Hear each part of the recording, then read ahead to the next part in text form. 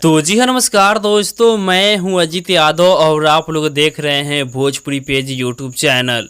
दोस्तों, खेसारी लाल यादव जी का कल सुबह सुबह एक बहुत ही तगड़ा वाला गाना आप सबके बीच में रिलीज किया जा रहा है, जिस गाने का ऑफिशियल पोस्टर को रिलीज कर दिया गया है। आप लोग हमारे वीडियो में देख सकते हैं। दोस्तों, गाने का नाम दिया गया है सरिया ए बलम। दोस्तों, इस गाने को खेसारी लाल यादव जी गाए हैं और एक खास बात यह है इस गाना का कि इस गाने का जो गीतकार है वो है कृष्णा बेदर्दी जी। और जब कृष्णा बेदर्दी जी इस गाने को लिखे हैं तो आप लोग समझ सकते हैं कि ये गाना कितना बड़े लेवल का होने वाला है, क्योंकि कृष्णा बेदर्दी जी जो भी गाना लिखते हैं वो गाना काफ़ी ज़्यादा बड़े लेवल का होता है।